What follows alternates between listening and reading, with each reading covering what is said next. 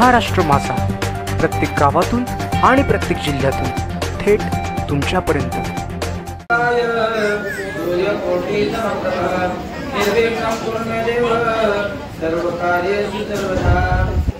समचरण सरोजम सांद्रणीला बुधावं जगननिहित पाणी मंडन मंडना तरुण तुळसीमाला कंदरं कंजनेत्रं सदयत बलास्यं विष्णुं चिन्तयामि महायोग पीठे तटे विमर्द्या परम पुंडरीकाय दातु मुनिंद्रे समागत देशं समानंद कंदं परब्रह्मलिंगं भजे पारंगं।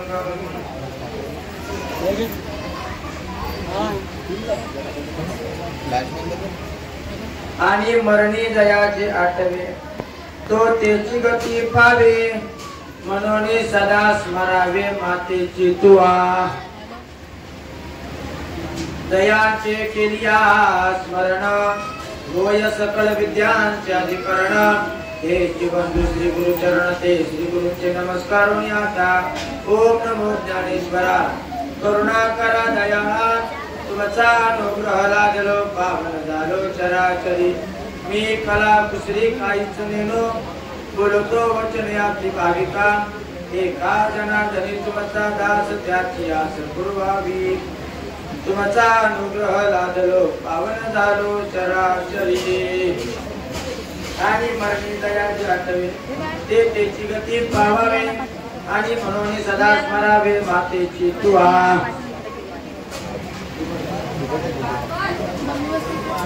प्रस्तुत प्राप्त प्रसंगी प्रवचन रूपी सेवेकरता सादर केलेली ओवी अखिल गुरुनिधान पांडुरंग प्राण संजीवन कैवल्य तेजस्वी माऊली महावैष्णव ज्ञानोबा याच्या ज्ञानेश्वरी या ग्रंथातील अत्यंत पवित्र अशी अंतर्काळीच्या विषयी सांगणारी ओवी 8व्या अध्यायातील 75व्या क्रमांकाची ओवी।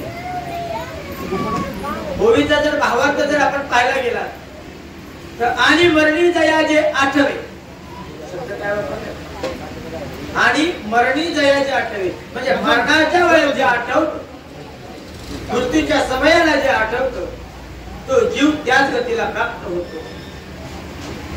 आणि म्हणून भगवंत म्हणतायत तुम्ही जर माझं स्मरण केला तर मला येऊन घ्या आणि म्हणून मरणी जे आठवे ते त्याची गती पावावे म्हणून सदा स्मरावे मातेची तुआ। सेवेकरता घेतलेली ओवी ज्ञानोबारायांच्या ज्ञानेश्वरीतली ज्ञानोबारायांच्या ज्ञानेश्वरीचं वर्णन करत असताना न्यायमूर्ती रानडे म्हणतात की ज्ञानेश्वरी ज्ञानोबारायांची मानसकन्या आहे। हो, ज्ञानोबारायांनी ज्ञानेश्वरीला कन्या म्हणून संबोधित केलेले आहे। आपल्या संत परंपरेमध्ये अजून एक कन्या म्हणून स्वतःला कन्या म्हणून त्यांनी घेतलेले आहे ते गुलाबराव महाराज। अगदी मुलीसारखा वेश पुरुष असताना सुद्धा मुलीसारखा पेहराव करायचे आणि डोळ्याने अंध असताना सुद्धा त्यांनी ज्ञानोबारायांचं चित्र जे काढलेले ज्या आपण ज्ञानेश्वरीवर जे चित्र पाहतोय ते त्यांनी काढलेले चित्र आहे। आणि अशा या कन्याचं सालंकृत कन्यादान करत असताना ज्ञानोबारायांनी त्याच्यामध्ये नाना प्रकारचे अलंकार सजवून नाना प्रकारचे दृष्टांत देऊन आपल्या साधक रूपी जावयाला ती ज्ञानेश्वरी विवाह लावून दिलेला आहे। म्हणून भाव धरून या वाटची ज्ञानेश्वरी कृपा करी तरी हरितयावरी जो भावापूर्णाने ज्ञानेश्वरी वाचतो त्याला ज्ञानेश्वरी कळते। मागे एकदा सप्ताहामध्ये पौंडेकर महाराजांनी सांगितलं मारुती बाबा कुळेकर आळंदीचे त्यांना कोणीतरी विचारलं बाबा तुम्हाला ज्ञानेश्वरी समजली का? तुम्ही ज्ञानेश्वरी वाचता, तुम्ही ज्ञानेश्वरीचे पाठक आहात, ज्ञानेश्वरीचे वाचक आहात, किती वेळा तरी ज्ञानेश्वरी वाचली असेल? बराच 98 वर्ष परमार्थ केला त्या बाबांनी। त्या बाबांनी सांगितलं आज सुद्धा आम्ही ज्ञानेश्वरीचा अभ्यास होतो, आज सुद्धा आम्हाला ज्ञानेश्वरी समजत नाही। परमार्थामध्ये उच्च स्थान गाठलेल्या ज्या व्यक्तीला ज्ञानेश्वरीचं ज्ञान अजूनपर्यंत प्राप्त होत नाही, ते ज्ञानेश्वरीचं ज्ञान त्याला अजूनपर्यंत आकलन झालेलं नाही, तर तुमच्या आमच्यासारख्या सामान्य लोकांपर्यंत ते ज्ञान कधी पोहोचणार? मग त्याकरता आपण परमार्थामध्ये आलो पाहिजे, आपण परमार्थ पहिला जाणला पाहिजे। स्वामी विवेकानंद म्हणतात की आपण 108 वेळा एखाद्या ग्रंथाचं वाचन केल्यानंतर तो ग्रंथ आपल्याशी बोलायला लागतो। किती? 108 ला जो आपण कसं असतं, आपण ज्ञानेश्वरी घेतली, ज्ञानेश्वरी फक्त बोट फिरवली म्हणजे ज्ञानेश्वरी कळते असं भाग नाही. ज्ञानेश्वरी वाचावी लागते, ज्ञानेश्वरी वाचून तिचा अर्थ माथ्यामध्ये घ्यावा लागतो, तेव्हा ती ज्ञानेश्वरी समजते. उगाच ज्ञानेश्वरीवर बोलणं, ज्ञानेश्वरीचं उदाहरण देणं, पण ते तसं आकलन सुद्धा केलं पाहिजे. त्याकरता आपल्यामध्ये तो परमार्थ रुजवावा लागतो, ते समजून घ्यावं लागतं. परंतु नामदेव राय म्हणतात त्यामध्ये भाव ओतावा लागतो. भाव धरून या वाची ज्ञानेश्वरी कृपा तुझी हरितयावरी. हो, अशा या ज्ञानेश्वरीची आजची प्रवचनाची सेवेकरता घेतलेली ओवी. आजचा कार्यक्रम किम निमित्ताने आपल्या सर्वांना श्रुत असेल तरी सुद्धा सांगतो. वैकुंठवासी हरचंद्र अनंता दगडे यांना दिनांक 4 मे रोजी इहलोकाची यात्रा संपवावी लागली आणि परलोकात जावं लागलं. त्यांच्या पश्चात त्यांचे मोठा मुलगा जगदीश दगडे, प्रशांत दगडे, पंढरीनाथ अनंता दगडे भाऊ आणि गणेश अनंता दगडे भाऊ, या सर्वांच्या दुःखामध्ये आपण सहभागी होण्याकरता, त्यांचं कुठेतरी सांत्वन करण्याकरता आपण या ठिकाणी उपस्थित आहोत. गेलेला जीव परत काही येत नाही. तसं जर पाहायला गेलं तर मरण ही संकल्पना जगामध्ये सत्य संकल्पना आहे. मरण फक्त सत्य, बाकी सगळं असत्य आहे. जीवनामध्ये जगत असताना आपल्याला मृत्यू येणाऱ्या अशा भावनेने जगत राहा. कारण मरण ही संकल्पना अटळ आहे, ते कोणालाही कधी येऊ शकतं. एखाद्या गोष्टीची निर्मिती ज्या ठिकाणी होते त्या गोष्टीचा नाश नक्कीच असतो. उपजेते नाचे, नाचिले ते पुनरपी दिसे, हे घटिका यंत्र जैसे परिभ्रमेगा. ज्याप्रमाणे घड्याळाचा काटा असतो, ज्या दिशेने फिरत असतो त्या दिशेने आपलं जीवनचक्र फिरत असतं आणि पुन्हा आपल्याला या मृत्यू लोकांमध्ये जन्माला यावं लागतं. परंतु जन्माला येत असताना आपल्याला कशा पद्धतीने यावं लागेल सांगता येत नाही. कारण संतांनी दाखला दिलाय, एक एक योनी कोटी कोटी फेरा मग लागे वारा मनुष्य देह. मनुष्य देह सहज प्राप्त होतो का बाबा? आपल्याला मनुष्य देह प्राप्त झाला, सहज प्राप्त झाला. काहीतरी मागच्या जन्मीचा ठेवा असेल, मागील जन्मी आपण काहीतरी पुण्य केलं असेल, त्यावेळेस आपल्याला जन्म मिळालेला. जर आपण मागच्या जन्मामध्ये जर कुठलं वाईट कृत्य केलं असेल, जे सेवन करू नये ते सेवन केलं असेल, जे प्राशन करू नये ते प्राशन केलं असेल, तर मग आपल्याला कुठला जन्म मिळाला असेल याचा आपण कल्पना करून पहा. मध्य प्राशन करणारा डुकराच्या जन्माला जातो, वाचा बडबड करणारा पोपटाच्या जन्माला जातो. असं अनेक जन्म आहेत, पण प्रत्येक जन्मामध्ये आपल्याला एक एक कोटी फेरा घ्यावा लागतो. आणि एक एक कोटी जन्माचा भोग भोगल्यानंतर आपल्याला मनुष्य देह प्राप्त येतो. आणि अशा आपण या मनुष्य देहाच्या बाबतीत जर विचार करायला गेलात तर महाराज बरेचसे लोक म्हणतात आपला हा जीव आपल्याला एकदाच मिळालाय, परत मिळणार नाही, मजा करून घेतात. जीवनामध्ये मजा करून घ्यायची, जीवन मजा करून घेण्यासाठी नाही तर परमार्थ करण्याकरता आहे, देवाचं नामस्मरण करण्याकरता आहे, देवाचं चिंतन करण्याकरता आहे. तसं जर पाहायला गेला तर या शरीराला आपली सत्ताच नाही. बरेचसे लोक या शरीराला माझं म्हणतात. पण तुम्ही मला सांगा, हे शरीर जर तुम्ही माझं म्हणत असाल तर जर तुमचा समजा शरीरातला एखादा अवयव निकामी झाला तर तो तुम्हाला दुरुस्त करता येतो का? येतो करता? डॉक्टर कडे गेल्यानंतर त्याला कितीतरी पैसे मोजावे लागतात. त्यावेळेस तो डॉक्टर जरी तो अवयव नीट करून दिला असेल तरी तो निकामी राहतो. हा, म्हणजे जे भगवंताने आपल्याला दिलेलं आहे त्याचा कोणाकडून 1 रुपया सुद्धा घेतलेला नाही. मला सांगा बा, आमच्याने एवढे पैसे मोजले देवाला म्हणून देवाने एवढा फुकट नरदेह दिलेला आहे. कारण देवाने आपल्याला हा देह देत असताना दान दिलेला, दान स्वरूपाचा. जसं एखाद्या घरमालकानं आपल्याला खोली भाड्याने द्यावी, त्याचा 11 महिन्याचा करार करावा आणि 11 महिन्याचा करार संपल्यानंतर आपल्याला काय करावं लागतं? काय करावं लागतं? ती रूम सोडावी लागते किंवा तो मालक येऊन आपल्याला घराच्या बाहेर काढतो किंवा आपण त्याचं घर भाडं थकवलं असेल तर तो बळजबरीने येऊन आपल्याला घराच्या बाहेर काढतो. ते खोलीचं सोडा हे आपलं उदाहरण आहे. स्वजन सोय रे याचा करती विचार, याचा करती विचार, काढा काढा काढा म्हणती झाला भूमी भार. सगळे नातलग जमा झाल्यानंतर या शरीरातला आज चैतन्य नावाचं तत्व निघून गेल्यानंतर महाराज आपले स्वजन सोयरे येतात. आपल्याला या शरीराला 5 तासाच्या वरती ठेवलं जात नाही, लगेच बाहेर काढलं जातं. घराच्या बाहेर कुठेतरी आंघोळ घातली जाते आणि महाराज तसंच ते प्रेत त्या तिरडीवर सजवलं जातं आणि चौघांच्या खांद्यावर नेलं जातं. बरोबर आहे का? कधी कधी या शरीर रूपी अंतःकरणातून चैतन्य निघून गेल्यानंतर, आत्मा निघून गेल्यानंतर ते भगवंताने आपल्याला दान दिलेलं असतं, आपल्याला त्याची किंमत नाही. आहे का किंमत? स्त्रियांचं सोडून द्या, स्त्रिया सुद्धा आज बघायला गेलात तर महाराज जे पदार्थ सेवन करू नयेत ते पदार्थ सेवन करतात. आता मशिरी सारखा पदार्थ चांगला आहे का? चांगला आहे. मशिरी सारखा पदार्थ चांगला असेल तर आम्हाला सुद्धा सांगा, आम्ही सुद्धा उद्या थोडी थोडी खाऊ. तंबाखू सारखा पदार्थ चांगला आहे का? विडी सारखा, सिगरेट सारखा, दारू सारखं चांगलं आहे का? शरीराला चांगलं आहे का?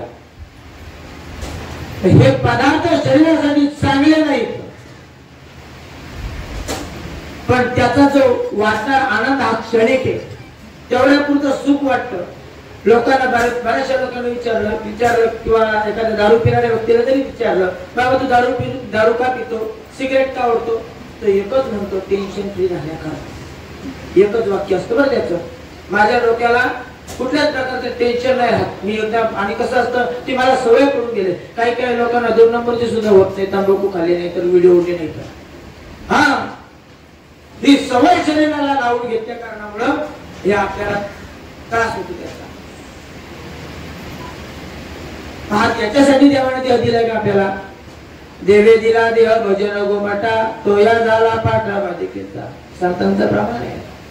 भगवंताने आपल्याला देह प्राप्त दिलेला आहे, तो दान स्वरूपात दिलेला आहे, तो भजनाकरता दिलेला आहे. भजनाकरता नाही, भजनाकरता दिलेला आहे. महाराज बरेचसे लोक भजनाकरता त्याचा जास्त वापर करतात. कुठं फुकट मिळालं तिथं पहिले जातात, आणि त्या ठिकाणी जर भजन असेल तर भजनाचा काटा येतो लोकांना. ते सत्यनारायणाची पूजा जर असेल ना, पूजा, आणि पूजेला जर 9 ते 11 कीर्तन असतील ना, लोक 8 वाजता जेवणार, हात पुसणार, निघून जाणार. कीर्तनाला 4 लोक सुद्धा नसतात. अशा स्वरूपाचा भगवंताने आपल्याला देह याच्याकरता दिलाय का? भगवंताने देह आपल्याला याच्याकरता दिलाय का? देवाचं भजन करावं, माझं नामचिंतन करावं. कारण त्याला, या जीवानं भगवंताला शब्द दिलेला आहे, वचन दिलेलं आहे. ज्यावेळेस तो देह, तो हा जीव आईच्या गर्भामध्ये राहतो, आईच्या गर्भामध्ये नुसता राहत नाही तर 9 महिने 9 दिवस ते शरीरामध्ये उकडत असतो. ज्या पद्धतीने पात्रामध्ये तांदूळ शिजत ठेवावं आणि ते पात्र अग्नीवर ठेवावं, आणि अग्नीमध्ये प्रज्वलित झाल्यानंतर त्याला उष्णता मिळाल्यानंतर जसं तो तांदूळ उकळतो तसा गर्भ आईच्या पोटामध्ये उकळत असतो. त्यामध्ये त्या गर्भाला, त्या जीवाला विष्ठा खावी लागते, मळमूत्र खावं लागतं. इतका घाणेरड्या स्वरूपाचा असताना सुद्धा महाराज आपल्याला त्याची जाणीव नाही. आणि मग महाराज त्या भगवंताचा तो वचन देतो की देवा मला आता या गर्भातून बाहेर काढ. आता मला इथे कंटाळा आला. 9 महिने 9 दिवसानंतर तो गर्भ बाहेर आल्यानंतर महाराज तो आधी पोटामध्ये असताना देवाला वचन देतो, देवा मी तुझं भजन करीन, मला इथून सोडव, मला बाहेर काढ. बाहेर काढल्यानंतर मग तो वरतो क्याव क्याव केव्हा केव्हा. मी कधी म्हटलं असं?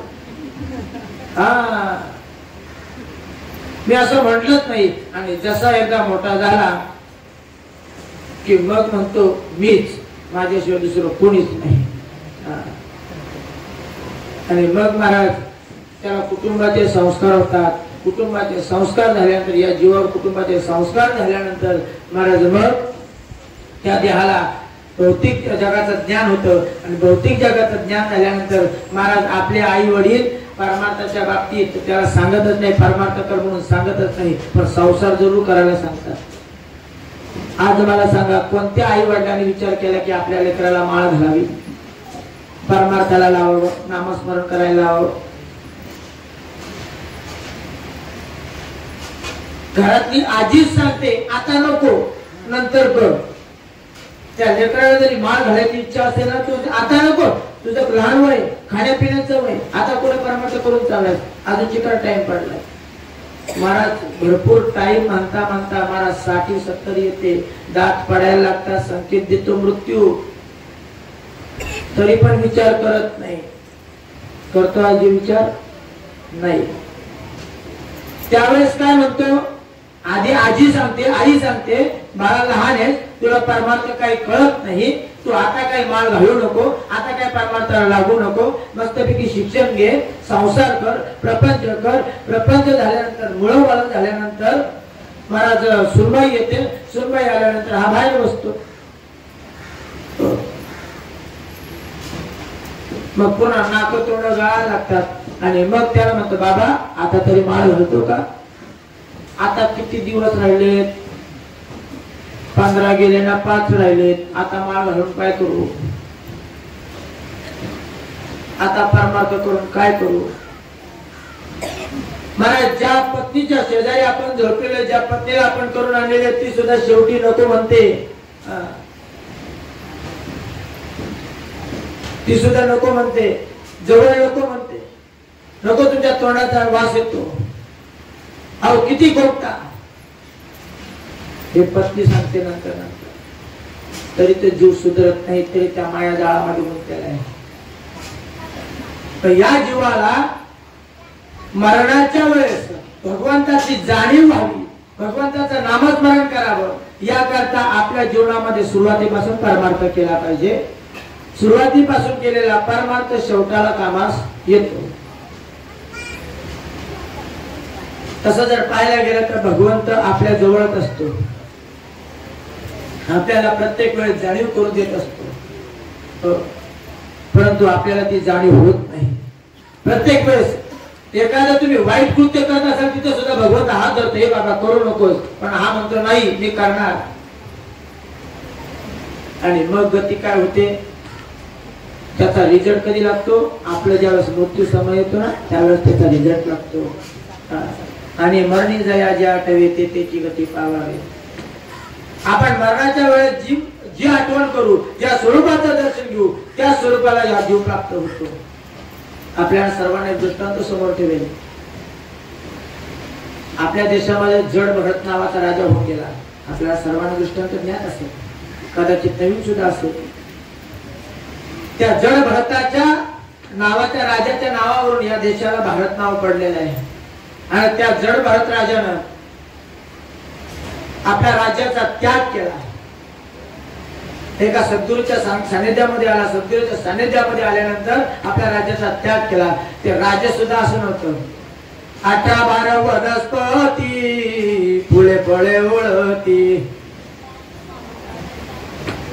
वाहती बापो करणी नदी फुले वाहती, जागरी कुळ स्त्रिया राज्य राणी व करीती. असं ते राज्य होतं. 18 वनस्पती होत्या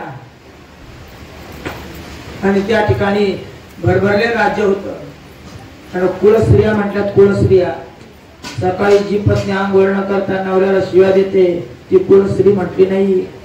कुळस्त्रिया म्हटल्यात. कुळस्त्रिया जी पत्नी नवरा झोपल्यानंतर झोपते आणि नवरा उठायच्या अगोदर उठते, स्नान संध्या करून देवपूजा करून नवऱ्याच्या पाया पडते, त्यांना कुळस्त्रिया म्हटलेल्या आहेत. हो. हे सुख सांडोनिया काचाया योग आचरती. त्या सर्वाचा सुखाचा त्याग केला आणि वनामध्ये गेला. वनामध्ये कशा करता गेला तर भगवंताचं नामचिंतन करण्याकरता गेला, तपस्या करण्याकरता गेला, भगवंताला प्राप्त करून घेण्याकरता गेला. परंतु कर्म धर्म संयोग नाही. महाराज एक व्याघ्र एका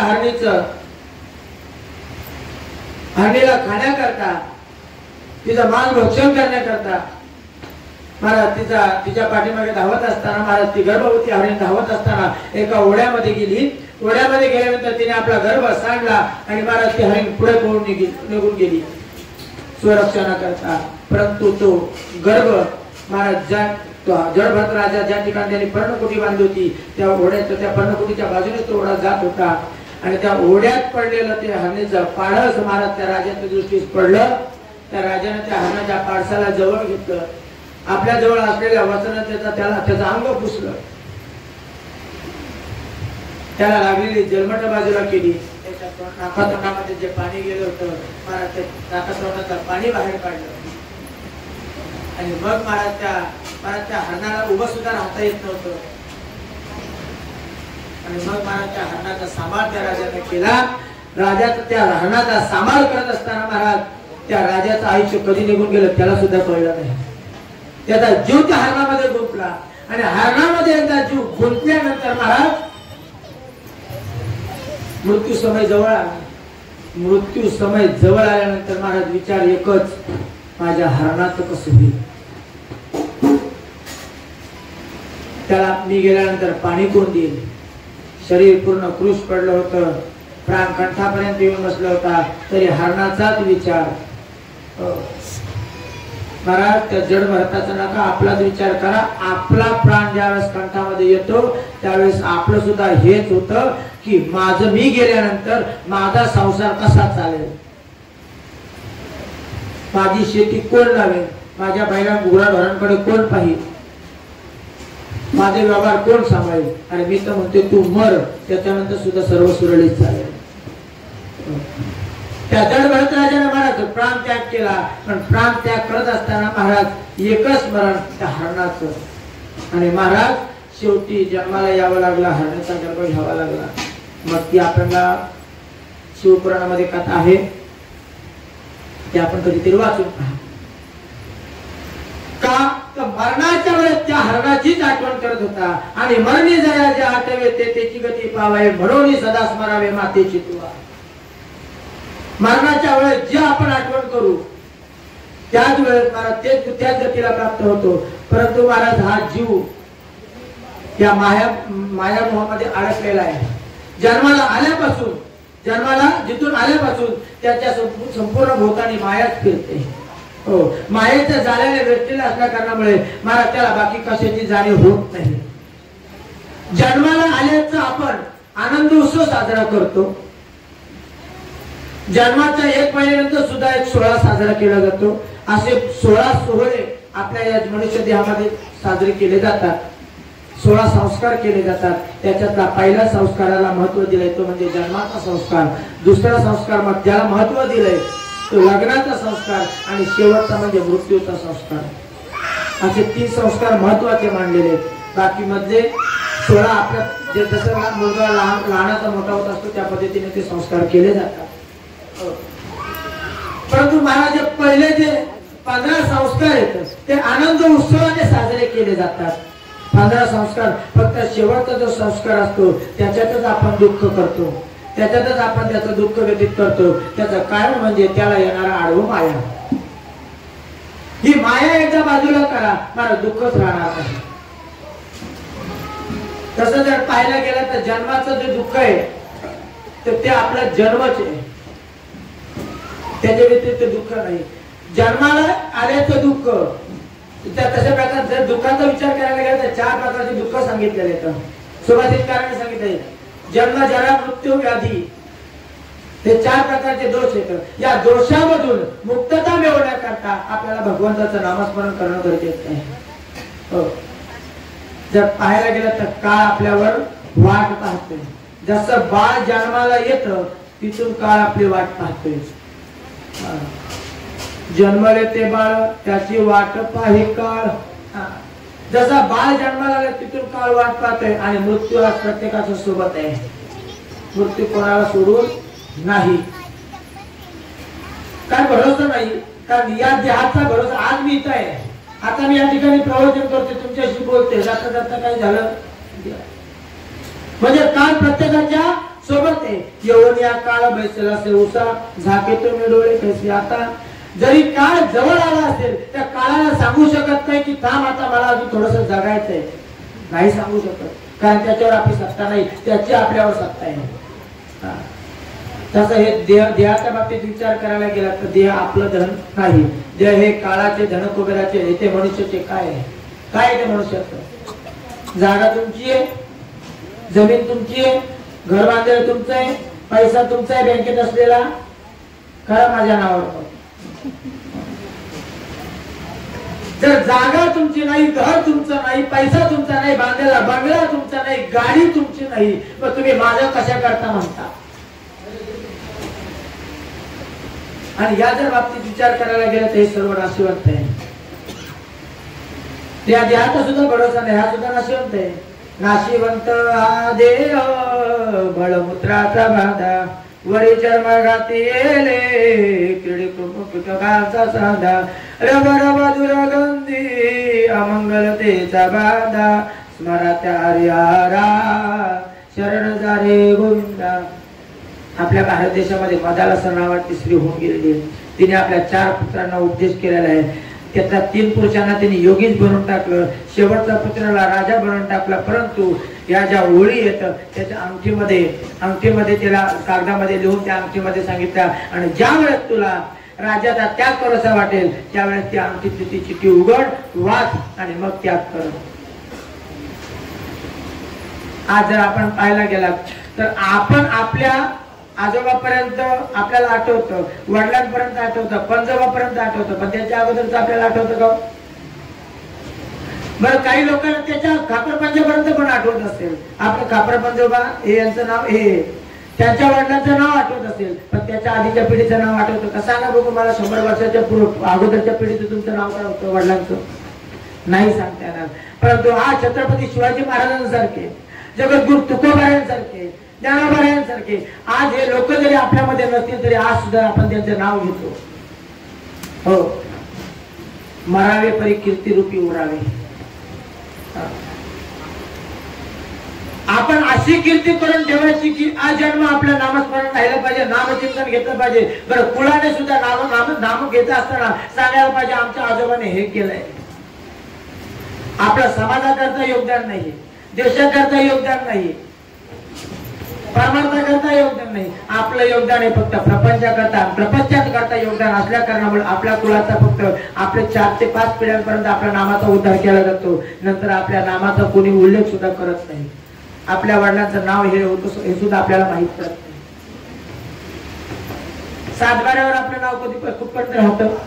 आता जमीन आपली म्हणतोय ना, सातबाऱ्यापर्यंत नाव कुठपर्यंत राहतं? कुठपर्यंत राहतं?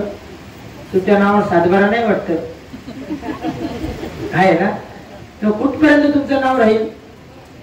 जोपर्यंत तुम्ही या मृत्यू लोकांमध्ये हयात आहात तोपर्यंत तुमचं नाव राहील. नंतर नाव राहणार आहे का? लेकरबाला नाव उडवतील तुमचं कधीच. मग कशाला उगत म्हणायचं जागा माझी, हा देह माझा, जमीन माझी? नाही देहाचा भरोसा, कोण दिवस येईल कैसा. मृत्यू प्रत्येकाच्या उशाशी येऊन बसलेला आहे. म्हणून सावध राहा. जीवन जगत असताना जीवनामध्ये एकच वाक्य फक्त उच्चारायचं, सकाळी उठल्या काल मला देवाने झोपवलं, आज सकाळी मला देवाने उठवलं, हे माझ्या देवाचे उपकार आहेत. संध्याकाळपर्यंत काय होईल याचं सांगू शकत नाही, पण सकाळी मात्र देवाचं नामस्मरण करायचं. देवा तुझे उपकार आहे, तू आज मला उठवलं. आणि मृत्यूची जाणीव राहून जागा, मग तुम्हाला जीवन सोपं जाईल. मग मी माझा करता या गोष्टी उरणारच नाही. तसं जर पाहायला गेला तर महाराज, आपल्याला जन्म मिळतो हा वासनेने मिळतो. 1, आपल्याला जन्म मिळतो हा दोषाने मिळतो. 2, आणि आपल्याला जन्म मिळतो तो कर्माने मिळतो. जर आपण मरत असताना किंवा आपण जगत असताना वासना रहित जगलो तर महाराज जीवन सोयीस्कर आहे, सोपं आहे. हो का? ऐका, एक व्यक्ती मृत्यूशय्येवर असताना महाराज त्याला एक पोपटाचं पिल्लू मिळालं. त्याने त्याचा सांभाळ केला. शेवटी मृत्यू जवळ आला. जवळ आल्यानंतर महाराजच्या पोपटाचं चिंतन केलं. पोपटात मी गेल्यानंतर त्या पोपटाचं कसं होईल याचं चिंतन केल्यानंतर महाराज मेल्यानंतर महाराज पोपटाच्या गतीला जाऊन प्राप्त झाला. याला म्हणावं वासना. जन्म मिळतो तो वासनेने मिळतो. दुसरा जन्म मिळतो तो दोषाने मिळतो. आपल्या मागच्या जन्माचं जे दोष असतात ते चांगले वाईट दोष याच्या अनुषंगाने आपल्याला जन्म मिळतो. कारण पाप पुण्य समान झाला तर आपल्याला मनुष्य जन्म मिळतो. परंतु आपल्या पुण्याचा साठा भरपूर असेल त्यांनी सुद्धा आपल्याला जन्म मिळतो. परंतु एकदा का पुण्याचा साठा संपला की पुन्हा कारण ज्ञानोबरायांनी तो घेतलेली. ज्ञानोबरायांनी ओवी सांगत असताना मग पुण्याची पावटी सरे हृदयपणाची उंची उतरे येऊ लागा ते माझारे मनुष्य लोका. वैकुंठाचं पद जरी प्राप्त झालं तरी महाराज ते काही काळापर्यंत राहतं आणि एकदा का वैकुंठाचं पुण्य संपलं का पुन्हा मृत्यू लोकांमध्ये यावं लागतं. म्हणून मरणाच्या वेळेस एकच स्मरण करायचं की भगवंताचं नामचिंतन करायचं. भगवंताचं नामचिंतन केल्यानंतर महाराज आपल्याला कोणत्याच प्रकारची बाधा होत नाही. तिसरं कारण सांगितलंय की आपल्याला जन्म मिळतो तो कर्माने. महाराज आपण सामान्य जीव आहे. आपण सामान्य जीव आहेत. सामान्य जीवाचं कर्म हे सामान्यच राहतं. परंतु साधू लोकांना सुद्धा कर्माचा भोग भोगावा लागतात. आज आपण पाहिलं असाल युट्यूबच्या माध्यमातून वृंदावन मध्ये एक बाबा येतो. त्या बाबांच्या दोन्ही किडन्या खराब झालेल्या, दोन्ही किडन्या गेलेल्या. परंतु त्यांचं एकच भजन राधा राधा या नामस्मरणावर जोर आहे. आज त्यांचं वय जवळजवळ 75 ते 80च्या घरात असेल. आज सुद्धा त्यांच्या चेहऱ्यावर हसत मुद्रा आहे. हो, ते म्हणतात की मला दुःख वाटतच नाही कारण मी राधेचं नामस्मरण प्रेमानंद स्वामी त्यांचं नाव.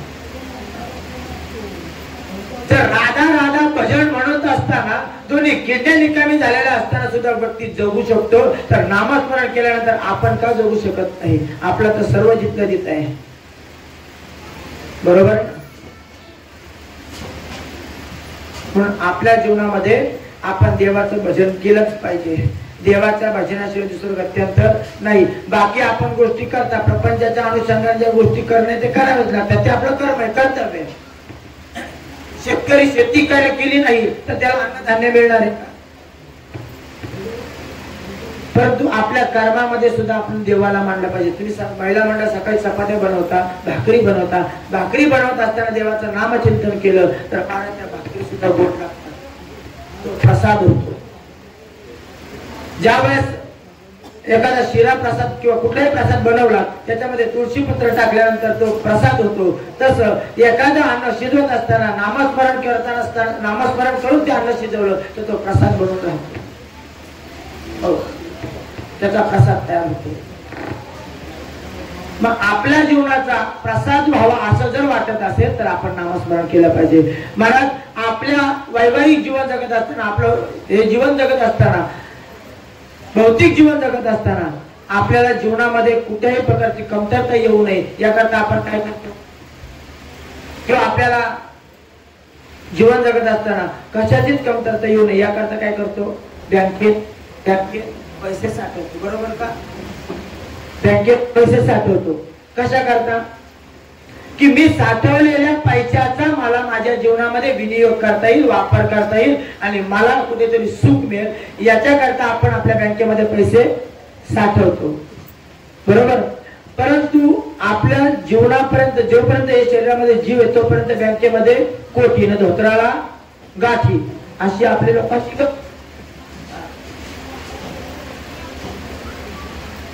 किंवा एखाद्या प्रवासाला जात असताना आपण जशी तयारी करतो. आता पंढरपूरची वारी आले.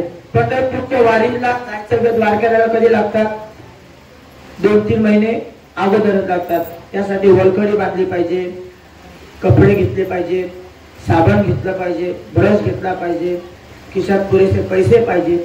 याची तयारी आपण 2 ते 3 महिने करतो. त्याकरता अगोदर आपली लावणी होते, पेरणी असते, ती आपण करूनच जातो. ही सगळी तयारी आपल्याला वारीला जायच्या अगोदर करतो. तसं मृत्यूला सामोरं जायच्या अगोदर सुद्धा आपली काहीतरी तयारी पाहिजे. त्याकरता सुद्धा आपल्याकडे काहीतरी बँक बॅलन्स पाहिजे. तो बँक बॅलन्स म्हणजे नामस्मरणाचा बँक बॅलन्स जर आपल्याकडे असेल ना तर महाराज मृत्यूनंतर सुद्धा आपलं जीवन सुखमय होतं. हो. आणि ते मिळवलेलं पुण्य, देवाचं नामस्मरण करून मिळवलेलं पुण्य आपल्या जीवनामध्ये आपल्याला आपलं जे मृत्यूनंतरचं जीवन असतं त्याच्याकरता उपयोगी पडतं. म्हणून आपण नामस्मरण केलं पाहिजे. म्हणून भगवंत म्हणतात की सततम कीर्तयतो माम यतंतच्च दृढवता, सतत माझं नामस्मरण करा. नामस्मरण केल्यानंतर तुम्हाला कुठल्याच प्रकारची अडचण येणार नाही. कारण जोपर्यंत या शरीरामध्ये प्राण आहे तोपर्यंत नामस्मरण करता येईल. एकदा या शरीरातला आत्मनावाचं चैतन्य निघून गेल्यानंतर आपल्याला नामस्मरण करता येणार नाही. जसं काळ आपल्यावर घाला घालण्याकरता टपून बसलेला आहे, ज्या पद्धतीने काळ आपल्यावर घाला घालण्याकरता टपून बसलेला आहे, तसं आपण सुद्धा त्या काळाला सामोरं जाण्याकरता टपून बसलं पाहिजे. फक्त जगामध्ये एकाच संताने मात केले ते जगद्गुरु तुकोबा आहे. जगा काळ काय आम्ही माथा दिला पाय, हे फक्त सामर्थ्य जगद्गुरु तुकोबारायांमध्ये. आपल्यामध्ये सामर्थ्य निर्माण करायचं असेल तर नामस्मरण केलं पाहिजे. आणि म्हणून सदा स्मरावे माते तुवा. भगवंताचं नामचिंतन केल्यानंतर ते कुठेतरी काम असेल. महाराज आपण कधी कधी आपल्यावर मोठमोठ्या अडचणी येतात, कधी कधी मोठमोठे प्रसंग येतात. ते प्रसंगातून सामोरं जाण्याकरता आपल्याला नामस्मरण हे महत्वाचं आहे. आपण जीवनामध्ये जेवढं नामस्मरण करू तेवढं आपल्याला ते फायदेशीर आहे. आणि मग आणि जर आपण आता नामस्मरण केलं ना मग आणि मरणी दया जे आठवे, ज्यावेळेस मृत्यू जवळ येतो. आणि कसं असतं, मृत्यूची संकल्पना एक आहे, ज्यावेळेस ते येतं त्यावेळेस ते येतं. तेही मृत्यूचे अवसर एक आहे, ते एवढी जीवासमोर टाके जे होणे ते ना मग चुके भरती. आपण जीवनामध्ये एकदा मृत्यू जवळ आला की तो घेऊन जाणार, त्याच्यामध्ये कुठल्याच प्रकारचा अपील चालता येत नाही. तसं तुम्ही एखाद्या शासकीय अधिकाऱ्याकडे जा, त्याला वशेला देऊन तुमचं एखादं काम होऊ शकतं, परंतु यमाला वशेला चालत नाही. तिथं वशेलीबाजी चालतच नाही. एकदा का यमाचा घाला आला की मग तो उचलून घेऊन जाणार. मग मारे ती जोडी ती तोडी ती निष्ठुर यमाचे किंकर बहुसा. त्याकरता तुम्हाला किती दुःख हो, किती यातना हो, ते यमाच्या पुढे काही चालत नाही. फक्त यम अशाच लोकांना सोडतो की जे देवाचं नामस्मरण करतात, त्यांना यम त्रास देत नाही. म्हणून आपल्या जीवनामध्ये भगवंताचं नामस्मरणाला फार महत्व आहे. आपल्या जीवनामध्ये आपण मी मागाशी सांगितल्या पद्धतीने आपल्या जीवनामध्ये नको ते पदार्थ घालण्यापेक्षा, नको त्या गोष्टीचे व्यसन लावून घेण्यापेक्षा आपण देवाच्या नामाचे व्यसन लावून घ्या, कधी योग्य ठरेल. आता काही लोक म्हणतील महाराज आमच्या बाबांनी कधी तांबूळ खाल्ले नाही, सिगरेट ओढले नाहीत, कधी दारूचे व्यसन केलं नाही, त्यांना सुद्धा आजाराने जर्जर केलं, त्यांना सुद्धा आजाराने त्रस्त केलंय. तर त्याला एकच कारण आहे, मागच्या जन्मीचं कर्म. रामायणामध्ये दृष्टांत आलेला आहे. एक साधू महाराज शरीरामध्ये पूर्ण रक्त पू अशा पद्धतीचं त्यांचं शरीर झालं होतं. आणि त्या शरीरातून इतकी दुर्गंधी येत होती की महाराज 100 मैला 2 ते 3 किलोमीटर अंतरापर्यंत त्याची दुर्गंधी पसरलेली होती. आणि महाराज तशातच प्रभू रामचंद्र आणि लक्ष्मण भैया त्या साधूंच्या भेटी करता गेले. साधूंच्या भेटी करता गेल्यानंतर महाराज 2 ते 3 किलोमीटर अंतरावर गेल्यानंतर महाराज त्यांच्या शरीराचा दुर्गंध येऊ लागला. शरीराचा दुर्गंध येऊ लागल्यानंतर ही गोष्ट त्या साधूंना समजली का प्रभू रामचंद्र आणि लक्ष्मण भैया माझ्या भेटी करता येतात. महाराज त्या साधूंनी काय केलं, आपल्या शरीरावरची संपूर्ण चामडी बाजूला केली. त्याच्यामध्ये किडे होते, पू होता, रक्त होतं, अशा पद्धतीची ती कांती महाराज त्या साधूने बाजूला काढली, चामडी बाजूला काढली आणि एका टोपली खाली ती झाकून ठेवली. त्याच्यावर भला मोठा दगड ठेवला जेणेकरून त्या दुर्गंधीचा वास येऊ नये. आणि महाराज आपली कांती सुवर्णमय केली योगमायेने. मग महाराज प्रभू रामचंद्र त्या साधूंच्या भेटी करता आले. भेटी करता आल्यानंतर महाराज प्रभू रामचंद्रांनी त्या साधूंचं दर्शन घेतलं. साधूंचं दर्शन घेतल्यानंतर लक्ष्मण भैया सुद्धा त्यांचं दर्शन घेतलं. परंतु लक्ष्मण भैया थोडेसे चंचल असल्या कारणामुळे महाराज त्या पर्णकोटीच्या आजूबाजूने फिरत असताना महाराज सहज लक्ष त्यांच्या त्या टोपलीकडे गेलं. टोपलीकडे गेल्यानंतर महाराज त्यांनी ते पाहिलं महाराज त्या टोपलीला उघडलं तर महाराज त्याच्यातून एकदम भपका बाहेर आला दुर्गंधीचा. आणि मग महाराज त्या साधूंना महाराज त्या लक्ष्मण भाईने विचारलं, साधू महाराज हे काय ते? म्हणे काही नाही, ही माझी असलेली दुर्गंधी आहे, माझ्या शरीरावर असलेले भोग येत, त्या भोगाचं मला ते भोग मला भोगा जे दैवयोगाने कर्मयोगाने जे भोग मला प्राप्त झाले होते त्याच्या अनुषंगाने माझी चामडी तशी झाली होती. परंतु प्रभू रामचंद्र माझ्या भेटी करता आले, याच्या करता त्यांना ती दुर्गंधी येऊ नये याच्या करता मी ते झाकून ठेवलं होतं. परंतु आज तुम्ही ते उघडं केलं. लक्ष्मण भाई आणि प्रभू रामचंद्राने सांगितलं, देवा आपण तर देवादी देव आहात. त्या साधूंच्या महाराज त्या साधू महात्म्यांना झालेला तो आजार आहे, तो रोग आहे, तो कुठल्या तरी तुमच्या आशीर्वादाने दूर करा, त्यांची कांती सुवर्णमय करा. महाराज त्या साधूंनी एकच उत्तर दिलं ऐका. साधूंनी सांगितलं की माझं ते कर्मयोगाने भोग मला प्राप्त झालेला आहे, तो भोग मला भोगू द्या. कारण जर ह्या जन्मी मला प्रभू रामचंद्राने आशीर्वाद देऊन ते माझं भोग आताच कृतकाळ नाहीसे केले, पण मला पुढच्या जन्मी ते भोगावे लागतील. ते भोग भोगायला येऊ नये याच्या करता माझं जे भोग आहे ते माझ्या या जीवनामध्ये मला भोगू दे. जर साधू महात्म्याची जर ही अवस्था असेल तर तुमची आमची काय अवस्था आहे? संपत्तीच्या बाबतीत जर विचार करायला गेला तर रावणाची संपत्ती आपल्याला सर्वांना ज्ञात असेल. त्याच्या एक एक घराच्या चौकटीला 22.5 क्विंटल सोन्याचा दरवाजा होता. एक जरी दरवाजा विकला तरी महाराज 25 वेळा आमदार होता येईल एवढी ताकद रावणामध्ये होती.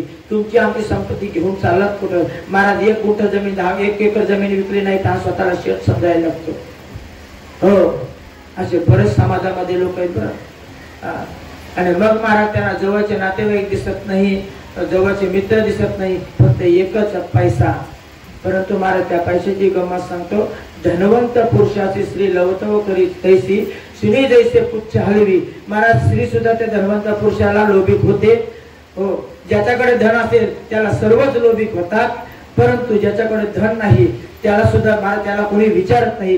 परंतु मृत्यूनंतर ज्याच्याकडे धन आहे त्याला सुद्धा त्याच मशानावर जाळलं जाणार आहे. आणि ज्याच्याकडे निर्धन आहे अशा व्यक्तीला सुद्धा त्याच ठिकाणी जाळलं जाणार आहे. आज अंबानीने ज्या ठिकाणी जाळलं त्याच ठिकाणी महाराज एका गरीब व्यक्तीला सुद्धा जाळलं. परंतु दोघांची राख हातामध्ये घेतली तर महाराज दोन्हीची राख सेमच. श्रीमंती गरीब आलाच. हा श्रीमंत आणि गरीब भेद हा फक्त माणसाचं जीवन जोपर्यंत या शरीरामध्ये चैतन्य तोपर्यंतच आहे, त्याच्यानंतर नाही. आपल्या जीवनामध्ये आपण जीवन जगत असताना भगवंताचं नामस्मरण करून जीवन जगा, म्हणजे आपलं ते शेवटच्या क्षणाला ते नामस्मरण येईल. कारण अंतकाळी विठू आमासी पावला. हे तुकोबारायच्या प्रमाणे का तर जगद्गुरु तुकोबारायांना मरेपर्यंत म्हणजे वैकुंठापर्यंत वैकुंठाला जाईपर्यंत जगद्गुरु भगवंताचं नामस्मरण केलं. एवढंच नाही तर माझ्या चोखोबारायनं सुद्धा भगवंताचं नामस्मरण केलं. महाराज मेल्यानंतर सुद्धा ऐकताय तुम्ही सर्व, मेल्यानंतर सुद्धा चोखोबारायची हाडं विठ्ठल विठ्ठल नामस्मरण करत होते. काय ताकद असेल? ही भजनाची ताकद आहे. जनाबाईच्या कोऱ्या विठ्ठल विठ्ठल बोलत होत्या, ही नामस्मरणाची ताकद आहे. जर आपण आपल्या जीवनामध्ये आपण नामस्मरण केलं तर आपल्याला सुद्धा आपला सुद्धा देव विठ्ठल विठ्ठल बोलल्याशिवाय राहणार नाही. परंतु याच्या करता आपल्याकडे सातत्य पाहिजे, नियम पाहिजे. सकाळी उठल्या नामस्मरण केलंच पाहिजे आणि नित्य नियमाने केलं पाहिजे. कारण नित्य नियमानामी ते प्राणी दुर्लभ लक्ष्मी वल्लभ त्याजवळ. जो नित्य नियमाचं पालन करतो त्याच्याजवळ भगवंत असतो. जो नित्य नियमाचं पालन करत नाही त्याच्याजवळ भगवंत वास सुद्धा करत नाही. जरी असला तरी लांबूनच तुझा तू माझा मी. म्हणून नित्य नियमाला फार महत्व आहे. आणि आपल्या जीवनामध्ये जगत असताना नको त्या पदार्थाचं सेवन करू नका, कारण त्याने शरीराला हानीच पोहोचणार आहे. कारण भगवंताने आपल्याला देह ज्या पद्धतीने दिलेला आहे त्या पद्धतीने त्याला आपल्याला तसाच्या तसा परत करायचा आहे. कारण देह हा पाचाचा आणीला उसना ज्याचा त्याला देणे लागेल. हो, नको ते पदार्थ टाकून या शरीराची हानी कशा करता करून घ्यायची? बरं, जो व्यसन करतो, मद्यप्राशन करतो, खालच्या भाषेतून सांगतो, जो दारू पितो, जो तंबाखू खातो, महाराज त्याचा लोक समाजामध्ये अपमान करतात. हो, समाजामध्ये अपमान करतात. काही लोकांना वाटत असेल आम्ही तंबाखू खातो म्हणून आपण खूप मोठा पुरुषार्थ केला, चुकीचं आहे. हा, तुम्ही मला सांगा तुमच्या घरामध्ये तुम्ही सर्व निर्व्यसनी असाल, एखादा दारुड्या व्यक्ती तुमच्या दरवाज्याजवळ आला तर तुम्हाला बरं वाटतं का होतो? बरं, तो दारुड्या व्यक्ती त्या ठिकाणी यावा आणि तुमचे प्रतिष्ठित लोक त्या ठिकाणी यावे, तुम्हाला बरं वाटेल तो दारुडा म्हणून बसलेला? बस समाजामध्ये दारुड्या व्यक्तीला किंमत नाही, दारू पिणाऱ्या व्यक्तीला किंमत नाही, याचं कारण म्हणजे तो दारू पितो म्हणून. दारू पिणाऱ्याला किंमत देतो का आपण? अहो दारू पिलाय काय, जाऊ त्याच्या मार्गाने सहज आपण म्हणून देतो. मग ह्या शरीराला दारू पिल्यानंतर किंमत राहत नाही. मग दारू सोडून समाजामध्ये फिरून बघा, लोक तुम्हाला उचलून घेतील. हो, एक गमतीनं उदाहरण सांगतो, इंग्ले बाबा सांगायचे म्हणून. एक उंदीर माहिती आहे ना? उंदीर महाराज फळीवर फिरत असताना महाराज त्याचा पाय सरकला. त्या घरमालकानं मद्यप्राशन केलेला एक ग्लास पोट्यावर ठेवला होता, त्याच्यामध्ये थोडस मद्य होतं आणि महाराज ते उंदीर नेमकं त्या ग्लासातच पडलं. ग्लासात पडल्यानंतर महाराज त्या उंदराने त्यातला एक थेंब चाटला. महाराज त्याला चटक लागली. चटक लागल्यानंतर महाराज त्या ग्लासामध्ये असलेलं सर्व मद्य त्याने पिऊन टाकलं आणि मग महाराज त्या उंदरामध्ये ताकद आली. त्याने शर्टाची बटणं खोलली, पाठीमाग हात टाकले आणि महाराज त्या वट्यावर चालू लागला. आणि महाराज समोरच बोका बसलेला होता. महाराज त्या बोक्याने त्याची शायनिंग पाहिली. म्हटलं, काय रे उंदरा, काय टाकले? आता म्हणतो कोणी येऊ दे, सोडतच नाही आपण. कोण? उंदराचं उदाहरण नाही सांगत बरं, आपल्यातच उदाहरण आहे. कोणी येऊ दे. आणि मग महाराज त्या बोक्याने त्याला जवळ घेतला. बेट्या इकडे ये रे, जवळ घेतला आणि मग महाराज त्या उंदराला पंजा मारला. तसा महाराज तो उंदीर सुद्धा आपला पंजा मारायचा. असा खेळ बराच वेळ चालला. महाराज उंदराची उतरली. उंदराची उतरल्यानंतर डोळं पांढरं केलं आणि महाराज तिथंच मांजरीनं झडप घातली. दृष्टांत संपला. सिद्धांत आहे की काल अशाच आपल्यावर टपून बसलेला आहे. अशाच पद्धतीने आपल्याला कधी झडप घालेल हे कळणार सुद्धा नाही. म्हणून जीवनामध्ये जगत असताना भगवंताचं नामस्मरण करून जगा. नामस्मरण करून जगल्यानंतर आपल्याला शेवटच्या स्वरूपात, शेवटच्या क्षणाला तो भगवंत आपल्या जवळ येईल. आपल्याला बाकी सगळे दूर राहतात, सगळे दूर राहतात. नको नको म्हणा गुंतू माया जाळ, काळा आला जवळ ग्रासावया. त्यावेळेस शेजारची कामिंदू राहते, देशीचा चौधरी दूर राहतो. मग तुका म्हणे तुला सोडविन कोणी, एकाच कृपाने वाचून या. मग तुला सोडवणारा फक्त भगवंत आहे. कारण अंत काळीचा सोयरा तुका म्हणे विठू झाला. तो शेवटच्या क्षणाला देवच तुम्हाला वाचवणार आहे, त्याच्याशिवाय वाचवणार दुसरा कोण नाही. आपण मागचा काळ जर पाहिला असेल 1920चा, तर महाराज त्यावेळेस कोणी कोणाचा नव्हतं, कोरोनाचा काळ होता. महाराज एखादा आपला जवळच्या व्यक्तीला सुद्धा त्याचा पॉझिटिव्ह फक्त रिपोर्ट जरी आपल्याला ऐकायला फक्त आला तर महाराज त्याच्याकडे आठवडाभर आपण तिथं जात नव्हतो.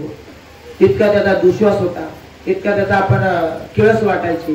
कारण का तर त्याचा रोग मला झाला. मग महाराज कोणी पत्नीने जवळ नाही घेतला, पतीला चहा सुद्धा लांबून द्यायची, ताट लांबून फेकायची. पॉझिटिव्ह आलेल्या आपण तो काळ अनुभवलेले लोक आहात. म्हणून आपल्या या जगात कोणीच नाही. जरी आपण आपले म्हणत असलो हे माझा नातू, माझा मुलगा, माझा, कोणी कोणाचं नाही. नाही कुणाचे कोणी तुझे नसले, कोणी आणखी जाशील एकट्या प्राण्या माझे माझे म्हणून. येताना एकटाच आला, जाताना सुद्धा तुला एकटाच जायचंय. येताना सोबत काही आणलं नाही, जाताना काही घेऊन जायचं नाही, याचं भान ठेवा. असं जगा मग तुम्हाला समजेल. आणि मरणी जाया जे आठवे तेथेची गती पावावे आणि म्हणून सदा स्मरावे मातेची तुला.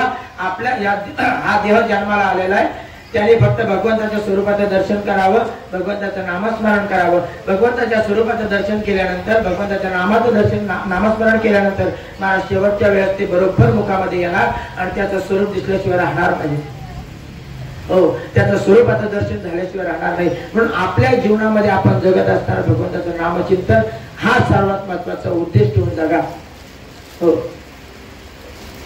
आणि मग तशा पद्धतीने जगल्यानंतर महाराज शेवटच्या वेळेस सुद्धा आपल्या नामस्मरण मुखामध्ये येईल. वेळ वाढू का थांबू?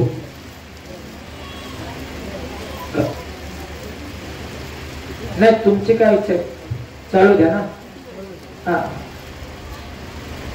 मग जीवन जगत असताना महाराज जीवनामध्ये आपल्याला अनेक प्रकारचे चढ उतार सहन करावे लागतात, पण ते चढ उतार सहन करण्याची ताकद फक्त भगवंत देतो.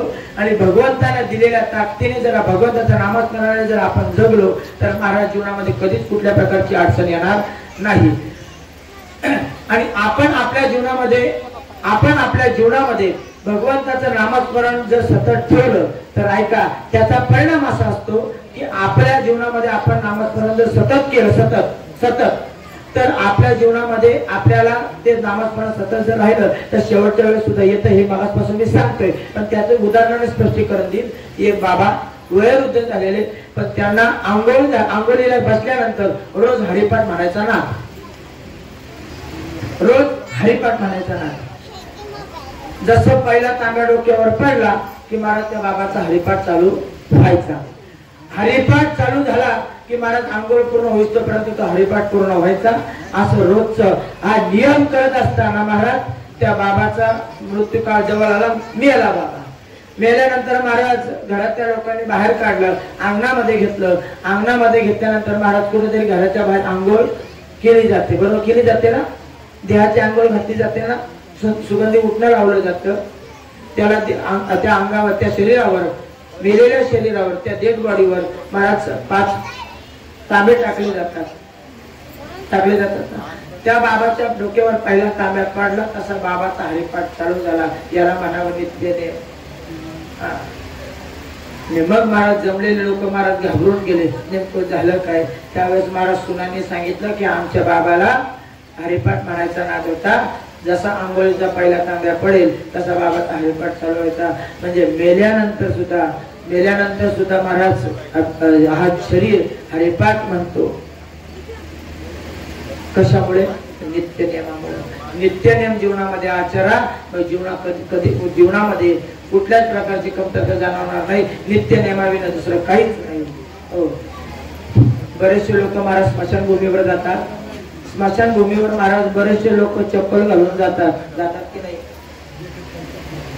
जातात. पण बरोबर आहे का चप्पल घालून जाणं?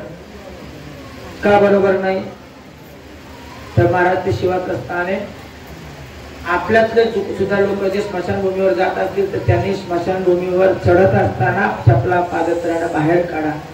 हो, आणि मग स्मशानभूमीवर तिथं त्या ठिकाणी पाणी द्यायला जा.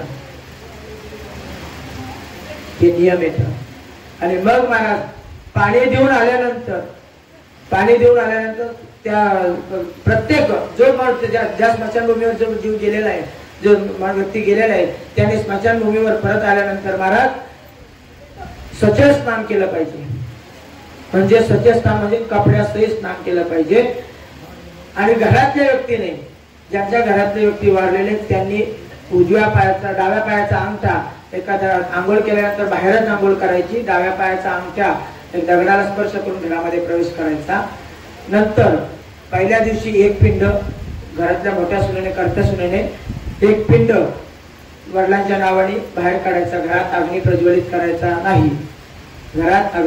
करायचा नाही. जो अग्नी असेल तो बाहेरच्या अग्नीने अग्नी लावायचा घरातला. आणि मग त्याच्यावर फक्त मुगाची डाळ आणि भात असा स्वयंपाक पहिल्या दिवशी करायचा.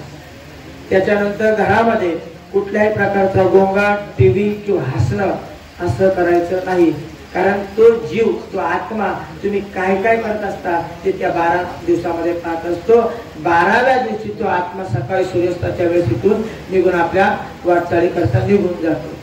हो,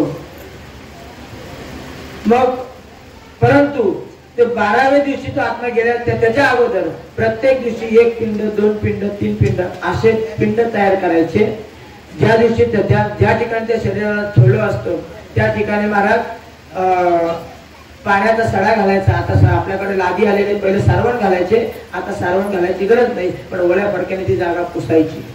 आणि त्या ठिकाणी दीप लावायचा पिठामध्ये, त्याच्यावर झाकण ठेवायचं. हे नियम येतात. हे नियम आपल्यामध्ये आचरला पाहिजे. अजून भरपूर नियम येतात, सांगितलं तर एक प्रवचन होईल. म्हणून हे अंतकाळाचे नियम येतात. या नियमाचा जर अभ्यास जर आपण केला तर भरपूर नियम येतात. आज बऱ्याचशा लोकांना माहित नाही तिरडी कशी बांधायची. महाराज तिरडी बांधण्याकरता वेगळे गुरु असतात. हो, स्मशान रचण्याकरता वेगळे मार्गदर्शक असतात, त्यांचं काम ते असतं. असो, म्हणून मरणाच्या वेळेस मरण प्रत्येकाला येणार याची जाणीव ठेवून प्रत्येकाने जगायचं आणि मरणे जाया जे आठवे ते त्याची गती पावे म्हणून सदा स्मरावे मातेची तुवा. म्हणून आपल्या जीवनामध्ये जगत असताना आपण भगवंताच्या स्वरूपाची जाणीव ठेवायची, मरणाची जाणीव ठेवायची. जीवन जगत असताना फक्त आपल्याला मृत्यू येणार आहे, आपल्याला जायचंय एवढंच उद्देशाने जीवन जगा, म्हणजे आपल्याला कधीच असं वाटणार नाही की आपण जीवन जगतोय म्हणून. ते जीवन सुखमय होईल, दुःख कधी वाटणारच नाही. करविले तैसी केली कटकट वाकडे कनिट देव जाणे, कोणा कारणे झाला से निर्माण देवाचे कारण देव जाणे. किंबहुना तुमचे केले धर्म कीर्तने सिद्धीसे गेले, ते माझे जे उरले पायी कपन. या ठिकाणी जसं माझे गुरुवर्य सुरेश महाराज पाटील बेलवलीकर, त्याचप्रमाणे आपल्या वारकरी संप्रदायातले राष्ट्रभूषण दादा महाराज राणे, हरिभक्तपरायण आदरणीय प्रवीण महाराज फराट, आदरणीय दिलीप भाऊ यांच्या मार्गदर्शनाने जे मला ज्ञान प्राप्त झालं, यांच्या सानिध्यामध्ये राहून मला जे ज्ञान प्राप्त झालं ते ज्ञान मी या ठिकाणी सांगण्याचा प्रयत्न केला, छोटासा प्रयत्न केला. कारण माझा पामार आहे काय तुला पण पायीची वाहन पायी बरे. मी कोणी कीर्तनकार प्रवचनकार नाही. त्या माऊलींच्या वरद हस्ताने मला इथे जे ज्ञान प्राप्त झालं ते तुमच्या पुढे मांडण्याचा प्रयत्न केला. हे जे प्रवचन हे गेलेल्या व्यक्ती करता नाही, या ठिकाणी उपस्थित असलेल्या लोकांकरता जीवनामध्ये जगत असताना आपण कसं जगलं पाहिजे याच्याकरता हे प्रवचन होतं. याचा उद्देश असा नाही की महाराज गेलेले व्यक्ती आहे त्याच्याकरता हे प्रवचन आहे, मुळात नाही. असं जसं मला यथावती यथावकाशी या ठिकाणी बोलता आलं तसं मी बोलण्याचा प्रयत्न केला. माझ्या बोलण्यातून एखादा चुकीचा शब्द गेला असेल किंवा तुमच्या अंतःकरणाला दुखवणारा एखादा शब्द गेला असेल तर तो माझ्या वाणीचा दोष शब्द माझा मला परत करा. जे योग्य असेल ते तुम्ही इथे घेऊन जा. या ठिकाणी एवढंच सांगून प्रवचन सेवा समाप्त करतो. पुंडलिकावरदे हरी विठ्ठल श्री ज्ञानदेव तुकाराम पंढरनाथ भगवान की जय. माऊली ज्ञानेश्वर महाराज की जय. जगद्गुरु संत तुकाराम महाराज की जय. बोलो रे भाई सब संतन की जय. विठ्ठल विठ्ठल विठ्ठल विठ्ठल विठ्ठल विठ्ठल. पुंडलिकावरदे हरी विठ्ठल श्री ज्ञानदेव तुकाराम पंढरनाथ भगवान की जय. माऊली ज्ञानेश्वर महाराज की जय. जगद्गुरु संत तुकाराम महाराज. बोलो रे भाई सब संतन की जय.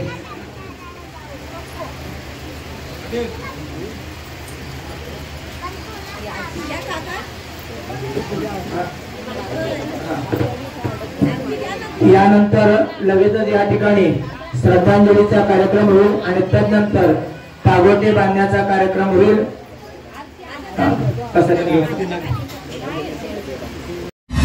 महाराष्ट्र माझाला सबस्क्राईब करा आणि बाजूचा बेल आयकॉन प्रेस करून मिळवा आपल्या परिसरातील ठळक आणि ताज्या घडामोडी.